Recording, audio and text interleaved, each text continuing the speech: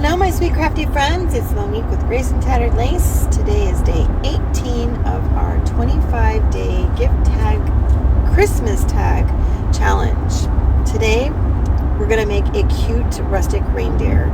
First thing I did was take that cardboard and spritz it with water. Set it off to the side for about 5 minutes. Now we're going to use some chalk paint. I'm using Waverly Truffle, Dixie Belle Cobblestone, and Folk Art Warm Bisque, and then Folk Art Lipstick Red. I painted all those pieces, and then we'll set them off to the side. We'll get them dry. But there's our cardboard after we pulled the top layer off. By doing that water technique, you guys, it just loosens the glue, and look at how easy that top layer just came right off. Anyway, we just painted all those pieces, got them dry. That was a Amazon gift bag. No, shipping bag, sorry. Now we just painted the back of that cardboard with some cobblestone paint by Dixie Belle. Now I'm going to use my Best Dang Wax by Dixie Belle in the color of brown and go around the edges and rustic it up, give it that vintage look. Boy, I cannot talk today, you guys. I am so sorry. I'm just using a sponge this time, and I'm just going around the edges and kind of up a little bit where I didn't put any paint on that cardboard. I just left it to be kind of, vintagey and rustic looking. Now you can see on some of the pieces from that Amazon shipping bag where you cut it, it does lift up a little bit. So I just went around all of the pieces that were lifted and used my hot glue gun and got them to secure. Once I did that, I took my sanding gator tool and went around all of my pieces over the top and on the sides of all of them. I just love the look that it gives. And as you can see, sometimes it's a little hard to get some of those pieces when it's just the paper instead of cardboard. So I'm using one of my wax cans to set it on top of, just to kind of get a little bit of a better leverage.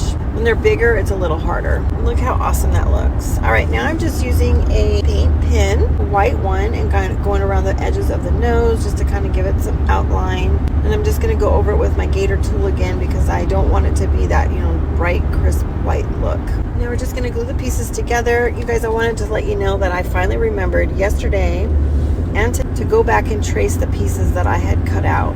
Please know that my patterns are not, really precise. A lot of it is just I cut with my scissors and create patterns. I did make a pattern.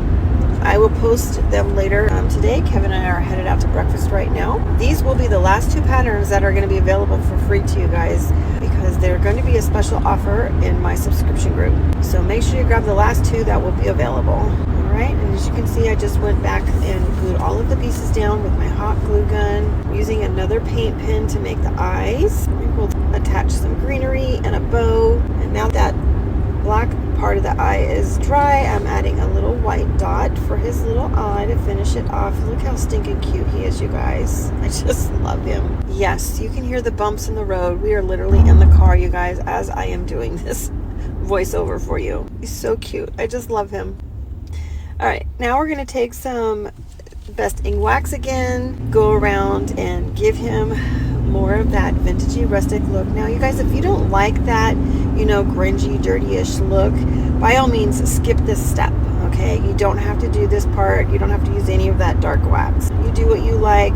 This is what I like, and so that's why I like to add it. But I think it just adds a lot more character, makes him look a little bit more vintagey and rustic-y than just that crisp farmhouse look. But I know a lot of you like it, so there's nothing against it, and, do what you like. All right, I felt like he needed a little extra something, so I took another one of my printables from Summer over at Hammond's Nest. I believe this was I forget what the brand, not the brand, good grief, the bundle was called, but I'll link the bundle in the comments for you guys. It's a great bundle. I've used so many pieces and I still have so many left to go. Anyway, just Mod Podged it to a piece of cardboard. Then I used my sanding tool to go around the edges, and I put a quick coat of clear wax over the top. You guys, I've told you this before. I don't like the way Mod Podge looks on the top of decoupaged items, so I like the clear wax method. I went around it with a little bit more dark wax, and there we go, friends. I hope you love it.